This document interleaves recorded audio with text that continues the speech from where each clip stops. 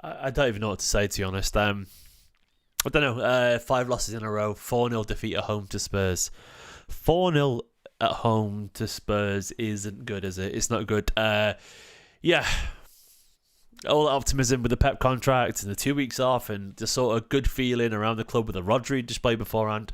115 views is always funny, innit? I swear he does it every single time, man. Current views right now. But all the optimism disappeared just like that. Just like that. Time sometimes can be a healer, and I think we felt pretty good and all that kind of stuff, but honestly, that is a real crash back down to reality. I can already see people pointing fingers in the chat at certain players. It's way deeper than that, lads. It's definitely deeper than that. Absolutely. I think there's real systemic and functional problems in this Manchester City side, and that today is just incredibly frustrating to watch, because it feels like, I don't know if there is a solution. Right now, I don't think there's a solution. I just don't think it is. Like, and someone saying possession football's done. It's nothing to do with that. It's nothing to do with that. It's nothing to do with any individuals. It's way deeper than that. Like, it's not. And I don't think Jan Kutu changes anything, GB. Jan Kutu can't defend to save his life. He can't. It's clearly deeper than this. The issues are plentyfold, absolutely plentyfold. And I don't blame Guardiola. I don't blame Cheeky. I don't blame Kyle Walker. I don't blame Gundogan. I don't blame Soriano. I don't blame Caldoon. I blame a collective. And when I say blame, I don't blame as in getting angry and pointing fingers and demanding answers. I feel ultimately it comes down to the collective decision making of the club and the individuals and everyone involved. I feel like City have taken the eye off the ball, and I do feel right now, I think bad luck plays into it. I think there's a bit of bad luck with the injuries, but some of it we could have avoided ourselves as well with better planning. And I think City basically have been leading to this moment. I think it's inevitable that City will going to have some catastrophic crash after a period of success like this. It could be down to complacency. I don't think the players don't care, though. I think it's the inevitable comeuppance that's going to happen. Do I think it's unfixable? No. But what will fix it? Time. It's going to be time, unfortunately, which means we're going to have to ride through it. And sort of, I think the players aren't uninterested. I think the players are down and confidence is low. And I think the type of players that we've got on the pitch aren't going to change things unless we get some people back on the pitch. Like, to me, if I think of our biggest leaders, I think of Rodri, I think of De Bruyne, I think of Diaz. I don't think of anyone else. Like, they are our winners, and like, I think that we've got people can follow them, but they are our winners. The ones that are truly, they will battle and they will get everyone around them going. I don't think we've got anything like that on the pitch right now, and this is why I feel like we've got real problems. And I think, look, I'll do that thing I do when I try and sort of bring up, the issues. Like, the issues are plentiful. It's a real mini crisis right now. Brian with a super chat who says, "Pinch me, Steve, I'm dreaming 4 goals at home." You're not, mate. You're absolutely not, mate. We've been annoyingly, like, you look at the stats. It should have been a 2-2 draw today. That's the thing, is it should be, Brian. It should have been like City created chances. You can't win games if you don't finish your chances. You can't win games if you haven't got midfielders that can't run. You don't win games if you make individual errors in defence. You can't win games if your players are all knackered or unfit. And you can't win games if your players have got no confidence. City have got all those things going on right now, and I think there's also a slight quality issue. I'm not going to throw everyone under the bus, and I'm not going to sit here and tell you every single player is shit. I don't think that's true, but I do feel right now we've got issues that we've been building towards, and it's the same video as I've done for the past 3 games, because I don't think anything's changed. I understand the urge to point the finger at one person, because it's a lot easier to go, well, Cheeky's the problem, because then Cheeky goes, everything will be fine. You know what I mean? We've solved it. Job done. I mean, it's that simple. If you have to sit around and go, there's so many people that are sort of involved in this, it's a lot harder to fix. I do think football is cyclical. I think if some players come back and stay fit, and we sign someone in January, maybe finally actually give fucking someone, get someone who has the quality to sort of, step in and be a Rodri backup, then we might be all right. Yeah, we might be just turn it around, and we're not going to win the league this year at this rate. No chance, like 0 chance. Top 4 should be fine still. And I do think City will be a different team 2 months from now. I can't see us just constantly losing every single week. Something will change. I don't know when, though. That's the point. I don't know when. We're going to need a little bit of luck, which is not in our, it's not going our way right now, It isn't going to happen anytime soon. And I felt worried. I tweeted at the start of October, get to January, and it felt quite dramatic, and I can see why people would have felt that. But I said that after the Fulham win at 3-2, get to January. I don't think that was an exaggeration. I really don't think it was. I feel like where we were at right then, it was. I felt that we needed to get to January and just sort of ride it out. And this is where we're at right now. I could see it coming, unfortunately. Super chats from Mr. Rollup, who says, it's been an amazing run, but we just don't have the players to keep it going in the season. Top forwards go now than spend big in the summer. I think it's true. I actually don't think we do. I think we're maybe 3 players quality short. I would say it's sort of criminal that we haven't got. Like, we tried twice with Nunes and Phillips, and maybe with Kovacic to an extent, to get a backup 6. But none of them have been good enough to step anywhere close to the Rodri levels. Like, we needed someone who needed someone like a Zubimendi, someone like that type, an actual top-class midfielder who can play alongside him. Bruno Guimaraes, someone of that level quality. But we've missed. It happens, but it's not good enough. We haven't got a backup Haaland to Haaland.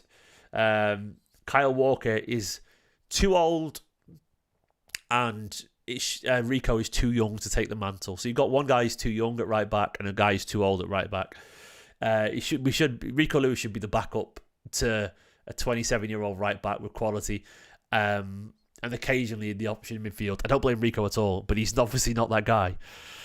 We've got issues, unfortunately. Luke says, realistically, who do we need to buy midfield? We do need to buy a player, but who? To me, mate, it is someone like Zubimendi who's available. Like, he's proven he can step in and play the role. It'd be a while, but he's sort of anyone at this point that we can play in that role and actually be comfortable there. It's one of those things where, we do need the numbers. We need the numbers, and I think we need to.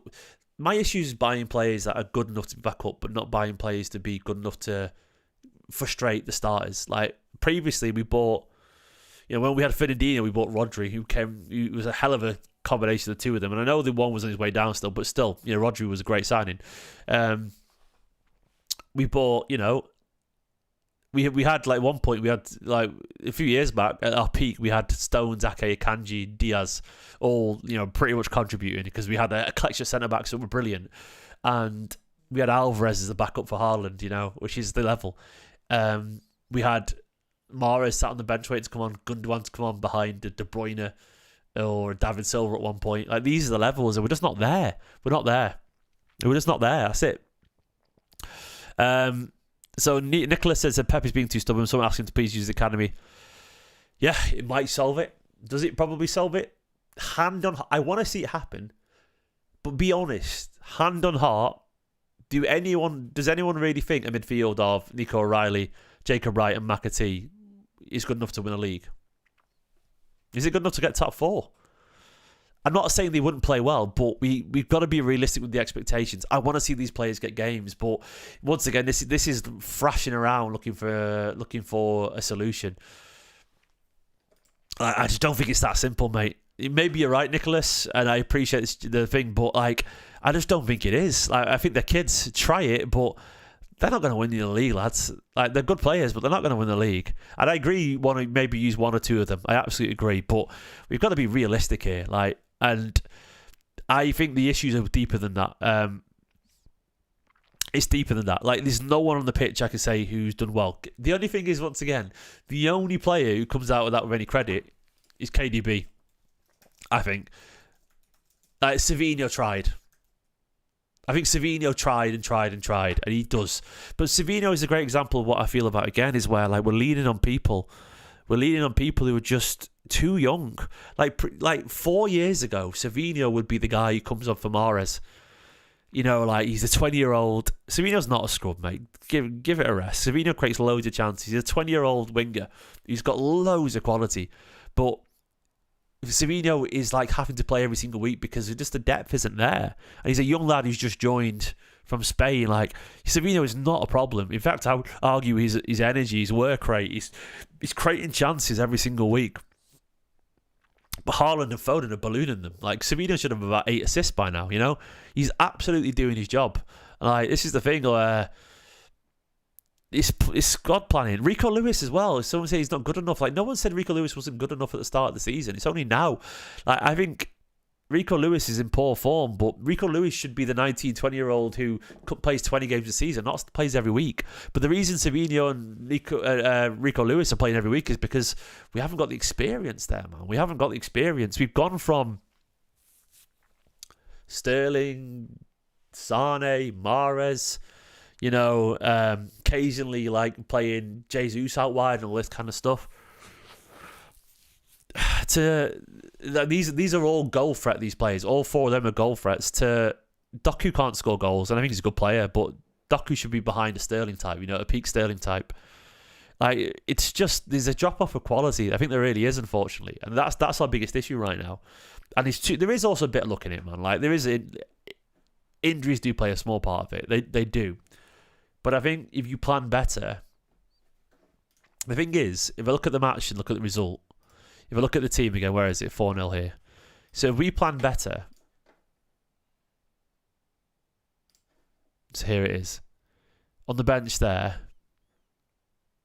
is there any goals there at all? Any goals other than De Bruyne? If you have a winger there, like Nunes is our winger now apparently, but he's not a goal scorer. Like, if that was, in previous years, that would have been a Gundogan coming on for Fernandinho or something like that.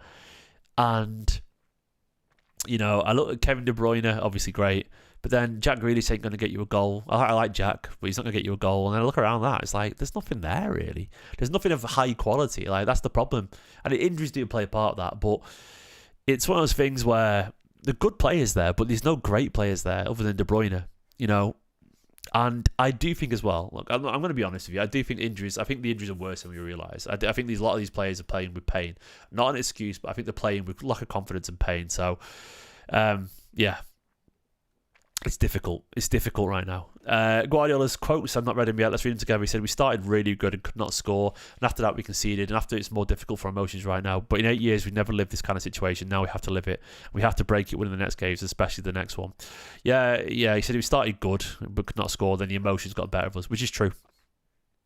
So sometimes you have to live, sometimes you don't find the reasons. We try and find, but sometimes it happens. We have to accept it. Life is not always on football what you want, but we will stand up and we will do it.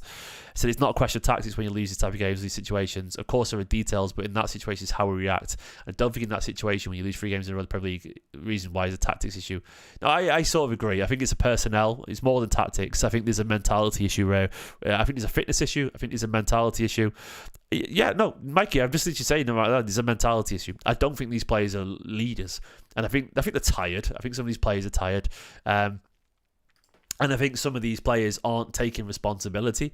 I think Foden, look around and I just don't see the leaders in there. Who are the leaders in that team? Gundogan has never been a chest out leader. Kyle Walker's not. No one takes Kyle Walker seriously. No one does. Like, you don't, when Ruben Diaz or Rodri shouts, you believe them, but you don't believe it when Kyle Walker shouts, and I don't believe it. Who does? Edison, no. Stones a little bit, but Stones is not a Diaz. He's not a guy who can. He's not a Vinny or a Diaz. Kanji isn't. Vardial isn't. Rico isn't. Gundogan is like a David Silva, lead by example type, but he's lost that. Bernardo isn't. Phil isn't. Haaland isn't. Savinho isn't. I'm not making excuses here, mate. I'm just saying I don't think these players are natural leaders, and I don't think it's good enough. So that's not excuses, mate. I just don't think we have the players on the pitch that are going to change it. I think without Diaz, without De Bruyne, without Rodri, we're fucked. These aren't excuses. I feel like genuinely fitness issues, confidence, the wrong players injured. And I don't think they're shithouses either. I don't think they are. I just think they don't know how to respond. And I think the world-class players are giving us an awful lot. But I don't know, man. I think there is some issues here. And the point I'm making here is I don't know how to fix it. I really don't, man. I wish I could sit here and tell you the solution. I think the solution is you have to sign a Zuba Mendy type. You have to sign a backup striker. Haaland cannot play every single week. You have to sign a backup striker. He can't play every single week. He can't. Haaland needs a spell on the sideline because his confidence isn't there. We need a Rodri replacement. Sign 2 players in January. We're not going to do it. We might sign 1. And we need De Bruyne back somehow. We need Kovacic not to be injured. We need Grealish to be available and Diaz to be back. And then maybe we'll get some fitness and some form in these players' legs. But we're not going to, I don't know, it's time, a little bit of luck, maybe one big victory. Like, I just don't. I don't think they're mercenaries either. Come on. What I would call for everyone is like, I don't think these players that have won this much, they're not mercenaries. They're not like, I don't buy that. I don't think they are. I think they're in a terrible patch, and some of them have been playing poorly, and some of them probably need to look in the mirror. But I don't think they're mercenaries. I don't think they don't care. I think they're broken, tired, run down, playing poorly, and some of them probably need to look in the mirror a little bit. But I don't think they don't care. I just don't see it. I just don't see that. I think there's problems that are deeper than the current squad. I watched the game, yeah, and they look like the players lacking confidence and playing shit. And some will look out of fitness, and some will look not good enough anymore. But I don't think Gundogan and Walker, I don't blame them for being old and bad. I don't. I think that's not their fault that they're bad. Like, I think Walker's done. Like, if you look at that last goal, by the way, with Kyle Walker, I'm not even talking about any individuals or goals yet, because there's too many problems in all of them. Like, it's not like one player's just making a mistake in the goals. It's all bad. All of it. Like, they all look so lethargic and done and lacking confidence. Like, the issues are everywhere, man. They're everywhere. So that's something like, I'm not, like, look at the fourth goal, for example, Kyle Walker. I don't particularly like Kyle Walker as a person, but, like, I nearly felt sorry for him. Like, it was quite embarrassing to watch Kyle Walker. Like, it's like, oh, mate, you're not that guy anymore. Like, when he tried to square up to Werner and say, go on, run me, and Werner just ran him with ease. Like, that never happened. That was like when you watch an old heavyweight boxer who used to be great get done by some guy who's 23 years old, who's actually got nowhere near the ability. It's like watching a washed boxer, the heavyweight champion who's just old and doesn't go anymore. It was humiliating. It was humiliating. And that's not Kyle Walker's fault, technically. Like, we probably should have moved him on. Or he probably shouldn't be in the team. But then Pep's like, who else do I play? You know?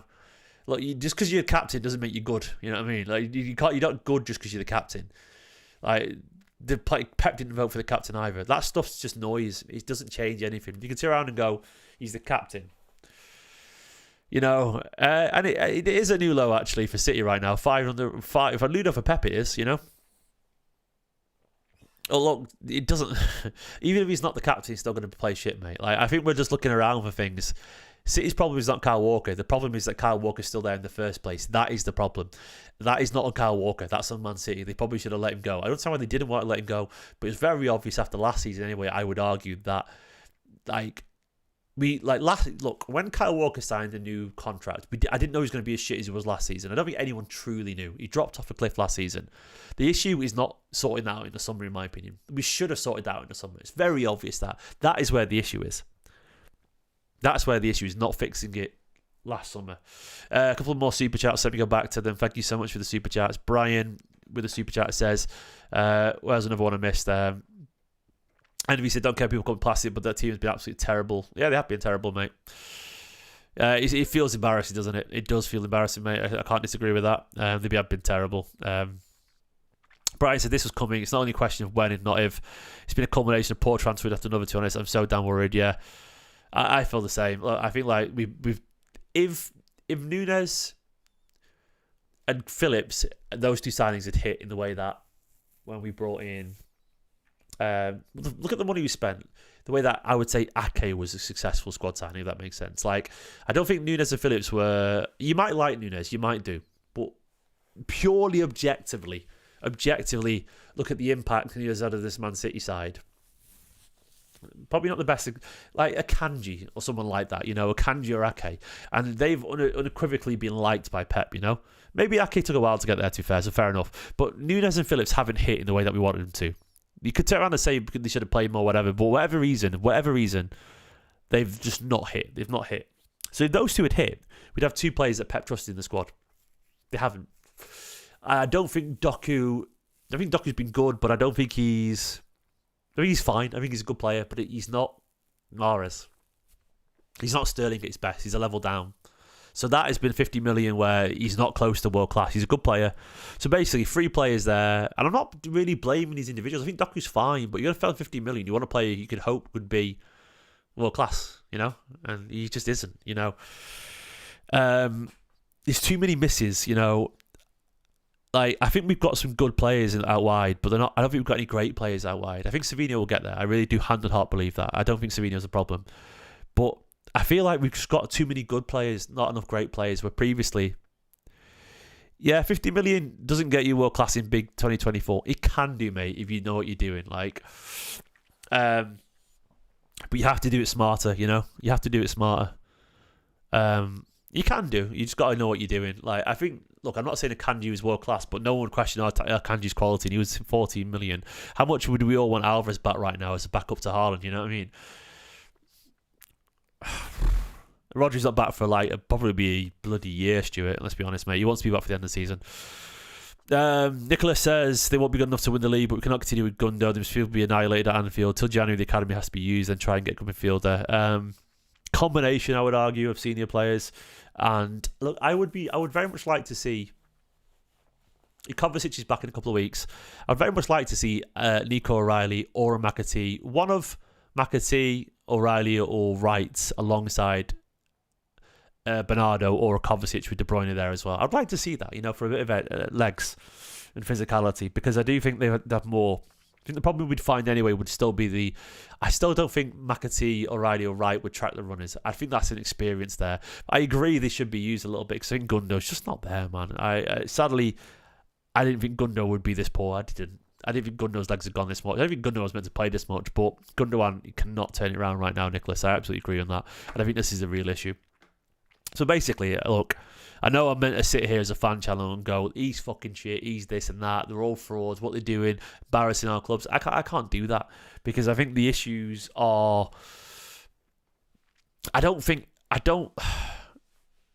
Look, you can't don't mention Palmer to me, mate. Jesus Christ. I told everyone we would regret that, but I got told I was overreacting. We made some poor decisions. Like, we had Delap, he'd be alright as a backup right now, wouldn't he? We had Cole Palmer, he'd be alright. The only thing is, like, Palmer is what I meant in terms of quality. Palmer, I've always felt would turn into a world-class player. I knew it, but I was right about that. But it bugs me. And I said Lavia was we shouldn't let him go as well. We've been far too, I've always felt that we've been far too, and it's a Pep issue in this, actually, to be fair. Pep is very risk-adverse with young players. I actually agree with that. Pep only uses young players when we're comfortable. He doesn't use them when we're struggling. And there's no logic to that, admittedly. A young player, when you're struggling, can sort of be the end of them, because it's hard. But I think City they've gone from... Someone said Cheeky's been shit last two windows. Maybe he has, probably has, yeah. The reason I don't blame individuals like this is because I don't think Cheeky's fully responsible. There are a lot of strong rumours suggested Pep turned down players this summer because he likes a small squad and he didn't rate the options. I don't know, maybe. I know for a fact that Cheeky doesn't set the budget. He doesn't. The budgets aren't set by him. They're not. And I don't know if his hands are tied in terms of signings or how much he can spend. I think it's way more than Cheeky. I think it's way above Cheeky. I think it's genuinely, collectively, City as a group have made a lot of poor decisions recently, and I think that's letting us down. So I think City have had... I think there's a little bit of... poor planning, some mistakes made broadly, And it's not like Cheeky was there. I don't think Cheeky was begging Guardiola to take Calvin Phillips, man. Of course he fucking wasn't. I think this is... Sometimes you miss, and sometimes you make... Everyone makes mistakes. Sometimes you make 3 or 4 mistakes back to back, and it's just too much. And I think that's where we're at right now. I think we've held on to some players too long, and I think we've made a couple of bad signings, and I think the squad's a bit too small by 2 players, maybe. There's a chance, by the way, that we could have signed a backup DM and a backup striker, and the striker could have flopped, and the backup DM might have took us a year to adapt anyway. We could still be in the same situation. This is the thing, is I don't think it's as simple as we've just signed 2 more players, would have been absolutely fine. Could have helped, but you never know.